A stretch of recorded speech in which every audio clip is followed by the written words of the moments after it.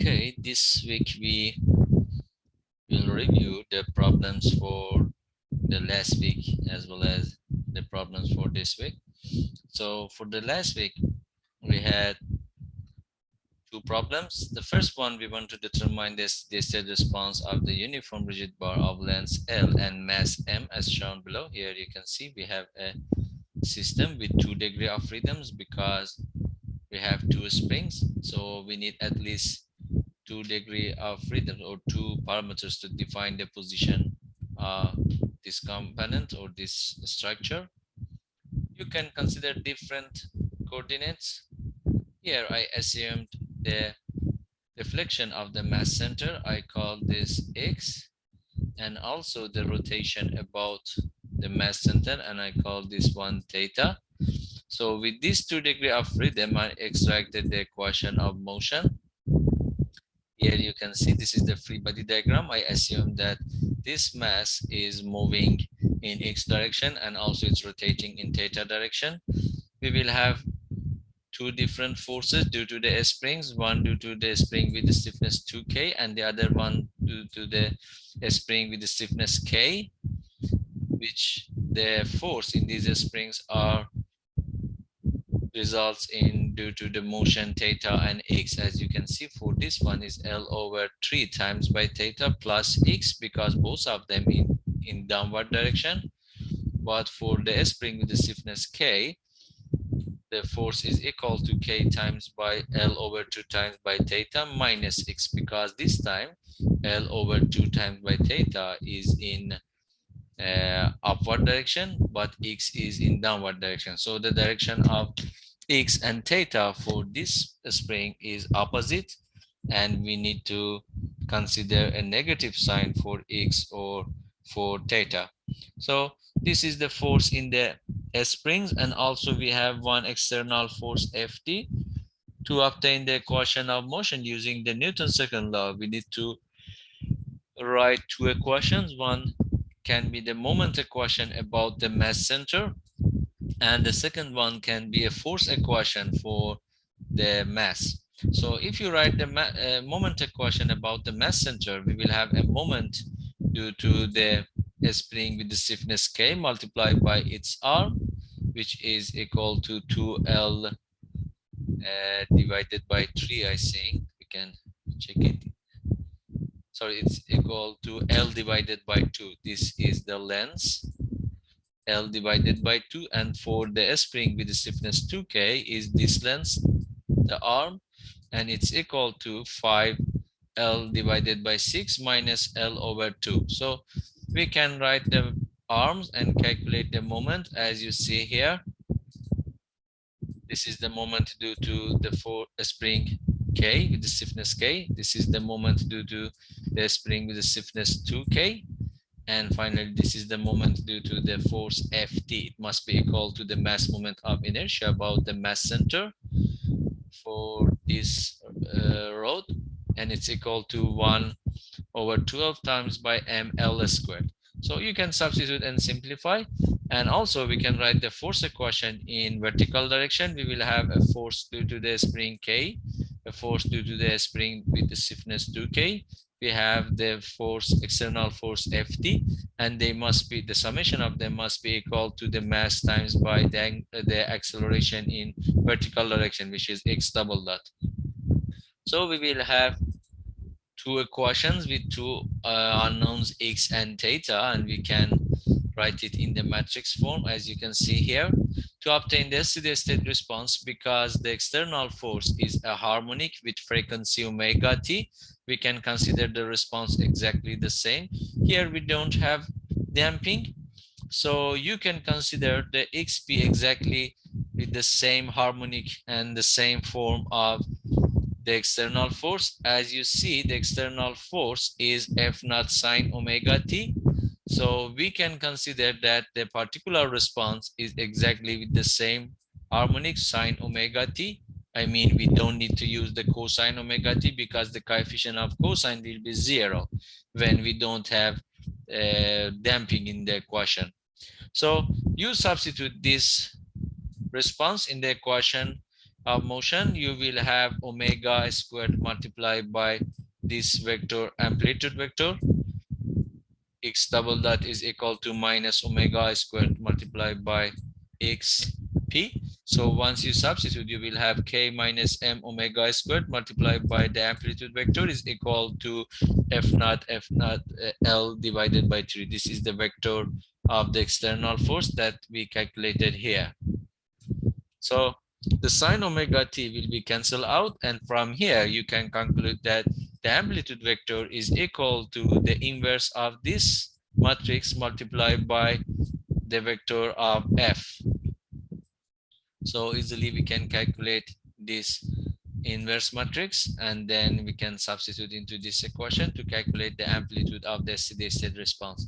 Once you obtain x and theta, you have the particular response or the steady state response for this question. Okay, so this is the first problem. Any question? Is it clear?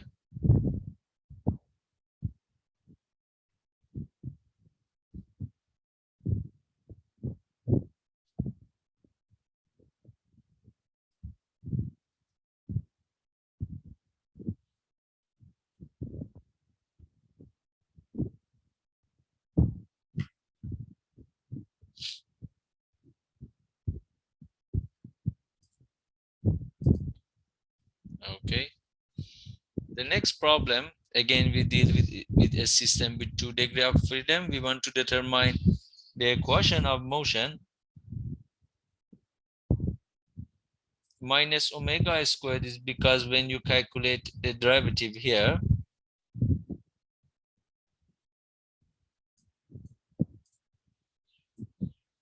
in here when you assume that the particular response is this vector x theta multiplied by sine omega t, the first derivative of xp in fact is the vector is constant, so it will be vector x and theta multiplied by the derivative of sine omega t with respect to time, which is equal to omega times by cosine omega t.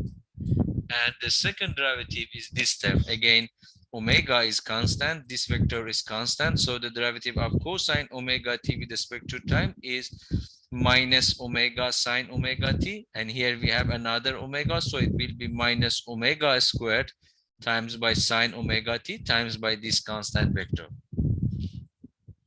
Got it? Is it clear?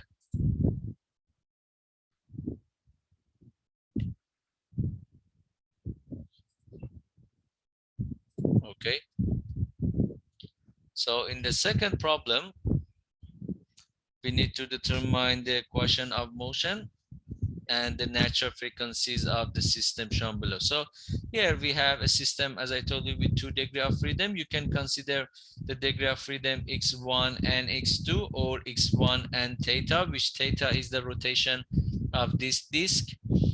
And there is a relation between theta and x2, and this is here r times by theta is equal to x2, which theta in fact is the angular rotation here about this point. If we call this point O, is the rotation about point O. So by using this relation, we can find the equation between theta and x2. So because this is a rotation without the slipping, if this disk rotates with a slipping, then the degree of freedom for this system was 3. But here we must assume that the disk is rotating without a slipping. So r theta is equal to x2, and by using this equation, the degree of freedom decreased, and we will have a system with 2 degrees of freedom. Now we can write the force equation and moment equation for this system.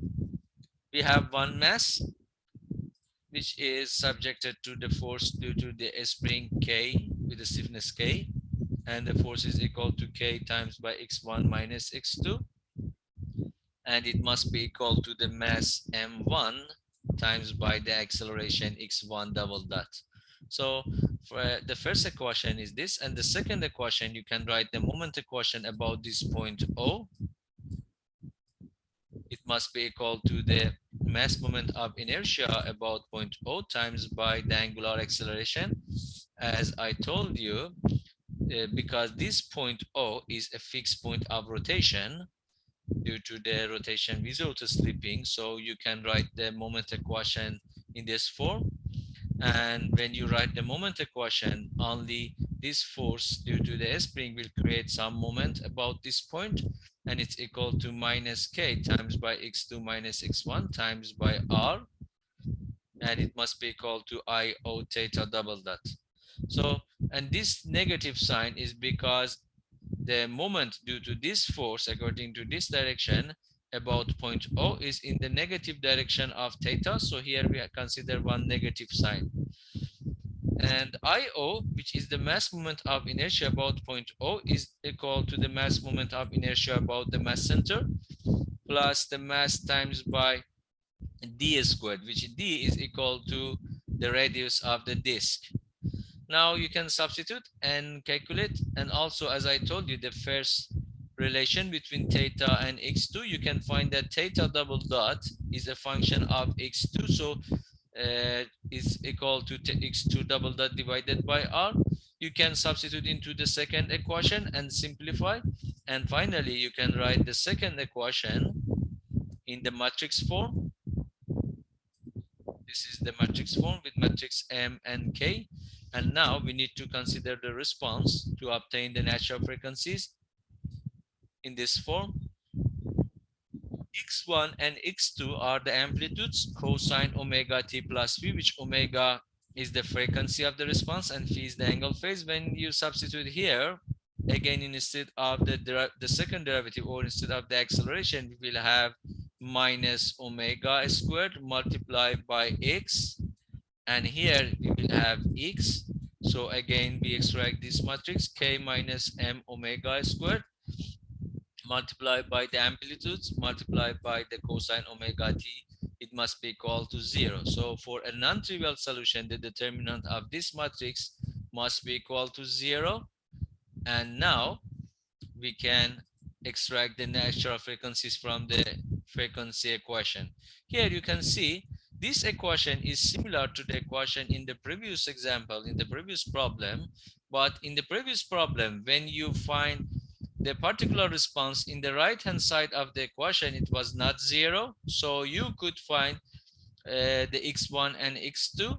But here the right hand side is 0 because we are solving the homogeneous equation to obtain the natural frequencies. And from this equation, when the right hand side is 0, for a non-trivial solution, the determinant of this matrix must be equal to 0. So when you calculate the determinant of this matrix, you will have an equation from order 4, as you can see here. And you can substitute that omega squared is equal to alpha. And once you substitute here, you will have, instead of omega to the power of 4, we will have alpha squared. And instead of this term, we will have omega squared, we will have alpha. So you can see we have one equation, algebraic equation from order 2. The first root is 0. Here in this equation, you can see a number multiplied by alpha squared plus another number multiplied by alpha. In fact, it means that alpha multiplied by, we can call it, for example, C1 and C2. Alpha multiplied by C1 times by alpha plus C2 is equal to 0. So the first root is alpha is equal to 0. And the second root is alpha is equal to minus C2 divided by C1.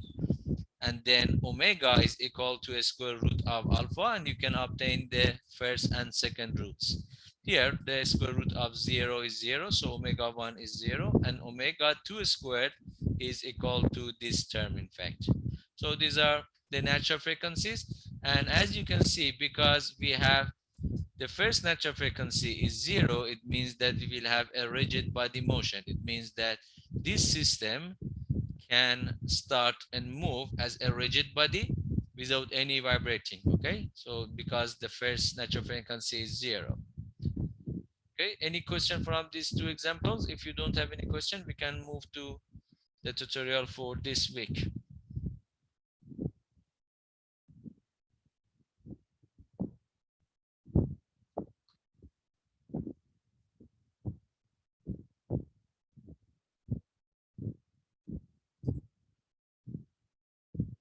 Okay, for this week again we have two questions, and this week we will use the Lagrange equation. We want to derive the equation of motion of the system shown below by using the Lagrange equation with x and theta as generalized coordinates. So we have a system with 2 degrees of freedom. One is the x, which is the translational degree of freedom for this mass, and the other one is theta, which is the rotational degree of freedom for this pendulum. The pendulum is at the same time is going down. It has a translational and rotational motion at the same time. So we need to write the kinetic energy and potential energy for this system. The kinetic energy for this mass m is equal to half times by m times by its velocity, because it has only a translational displacement, so the velocity is only x dot. So the kinetic energy is half mx dot squared. But for this pendulum, the pendulum at the same time is going down with the velocity x dot, and at the same time is moving with the velocity l theta dot. Okay, so if we assume that this is the velocity l theta dot and this is the angle theta, so the velocity of this m, it has only also another velocity x dot. So if you write the velocity of this mass, and if we call it VB, the velocity of this ball, it's in the vector form. The horizontal component is equal to L theta dot times by cosine theta.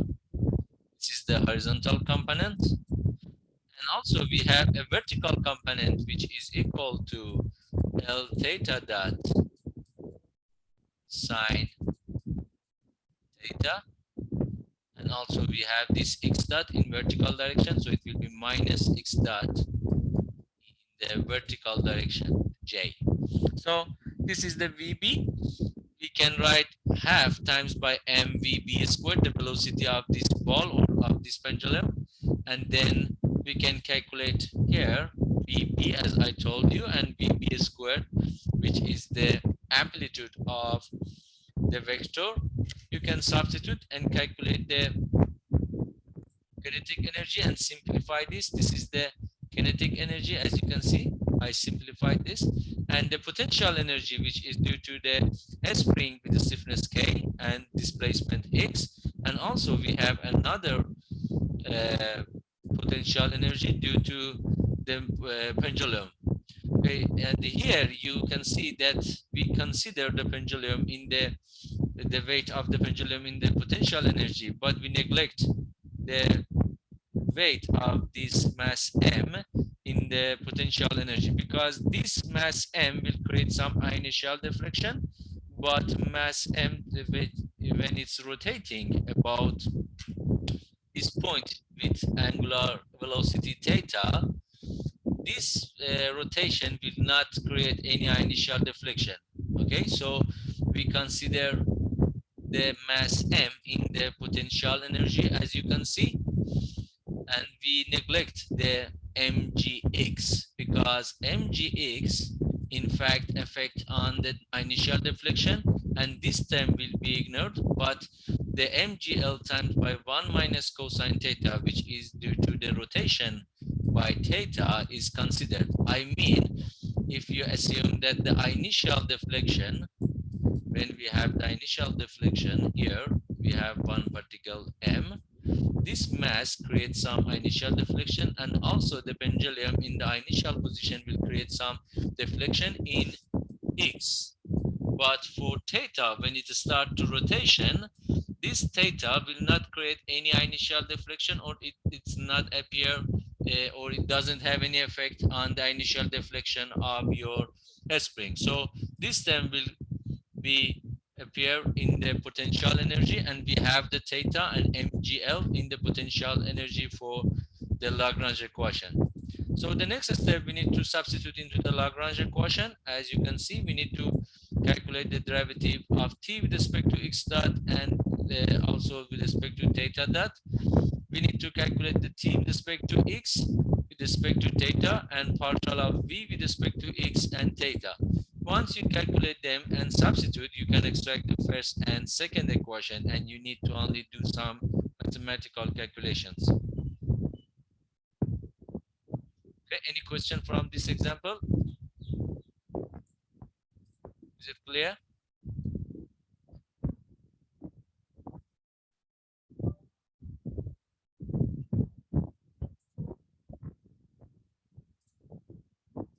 Okay.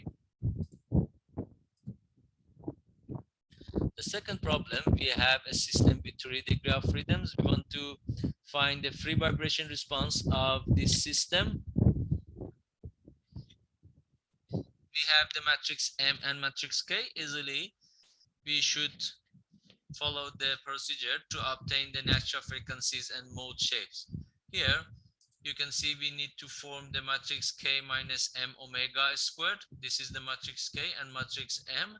So K minus M omega squared will give you the determinant of this matrix. In fact, will give you the characteristic equation or the frequency equation, which is this term. The determinant of this matrix is equal to 0. Again, you need to substitute omega squared is equal to alpha. Once you substitute into this equation, you can extract an algebraic equation from order 3. Then you can solve this equation. You know, to solve an algebraic equation from order 3, you can use the algorithm. There is an algorithm that I have uploaded the procedure on Moodle. You can use this, or you can use any software that you want. In the final exam, we will not have any question that you need to solve this algebraic equation from order 3. But for assignment, I think we have one problem like this. So if you need to solve this type of problems, you can use the software, or you can use your calculators to solve the algebraic equation from order 3. So this is omega 1, omega 2, and omega 3 natural frequencies, and you can substitute the natural frequencies into the equations.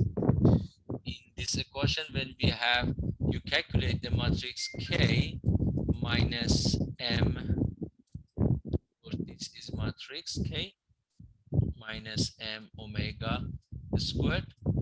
It's multiplied by x1, x2, and x3, which is equal to 0. So you can calculate this matrix by substituting omega is equal to omega 1. You can calculate the first mode shape by substituting omega is equal to omega 2. You can calculate the second, and finally for the omega is equal to omega 3, you can substitute you can extract the third mode shape. Similar to the system with 2 degrees of freedoms, you can substitute and find the relation between x1, x2, and x3. And as you can see here, I wrote all of the relations as a function of x1 and extract the third 3 mode shapes. And this is the final response, xt, with c1, c2, and c3 are constants, and phi1, phi2, and phi3, which are the angle phase, and they can be calculated from the initial conditions. Okay, any question from the procedure, how to obtain these mode shapes?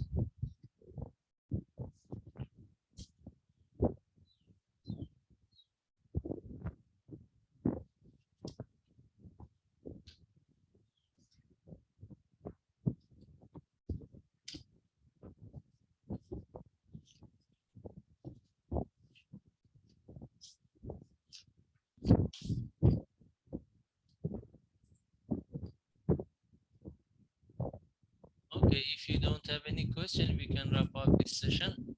And please go through to these tutorial problems and and the lecture notes. And if you had any question, please let me know. Yes, if you have any question, please ask.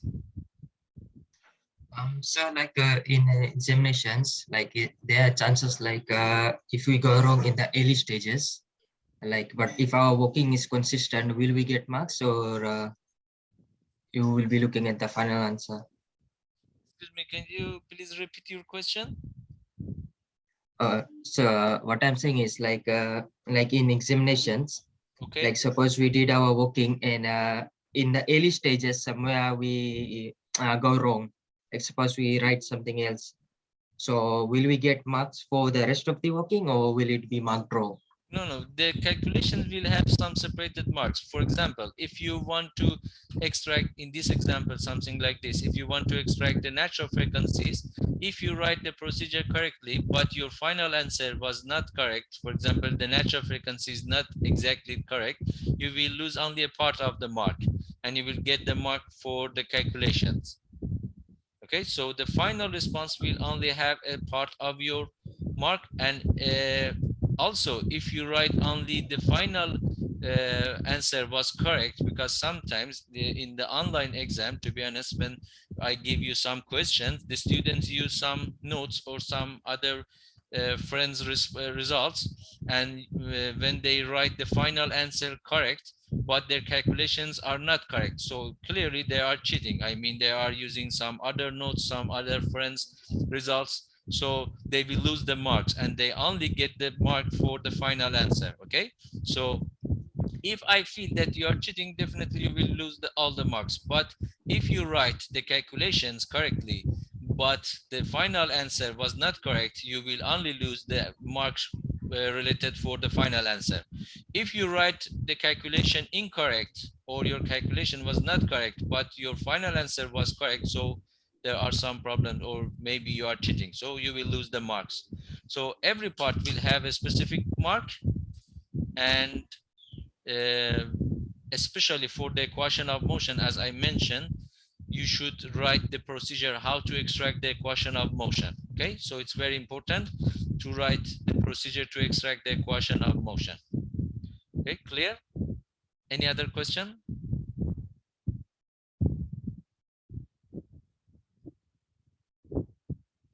For the next week, I'm not sure, because because the final exam, we don't have as far as I know, we don't have the 1 week break. So it's, and also we will have the MM399 presentations in week 14, because of course I checked this with the course coordinator for MM399, but I think we have some activities for your final projects.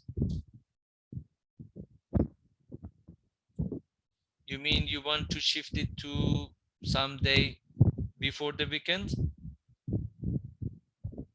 Which day exactly you want to shift it? So preferably Friday will be fine. You mean you want Yes. to shift it from this Friday? The exam is on Friday, yes? Your short test is on Yes, sir. Okay, you want to move it for 1 week to the next Friday. Yes, sir. Okay, I will shift it, no problem, it's okay. So another thing, the timing, it will be same as like last time at night. The time for what? Short test too. The short test too, Like the yes, exactly, it's duration. in the evening. Because I think in the Yes. evening all of you are free, yeah? It's better. Yes, sir. Yes, sir. And Okay. so the format same as before. The format in this test, we don't have multiple choice question and only essay Oh, question. We will have I think three questions. Of course, I should check it on Moodle. We will have 2 or 3 questions. You need to write down the calculations and then scan or take a photo and upload your solutions. oh, okay, sir. Okay. Okay, any other question? The time, I should check the time for the test, because it depends on the number of the question. I'm not sure. I think it should be 2 hours or 2.5 hours. I don't know. I should check it by because I cannot remember that how many questions do we have and how many how okay, and what time do we need. Okay, so I will check it, and later on Viber or on Moodle I will announce that what time is exactly and what is the time limitation. Okay, thank you for your attention. Have a good weekend. Please go through and study, and if you had any question, please let me know. We can arrange a Zoom meeting, or you can come to my office every day in the morning. I'm in my office. You can come, and if you have any question, you can ask. Okay, thank you, Minaka, and have a good weekend. Thank you.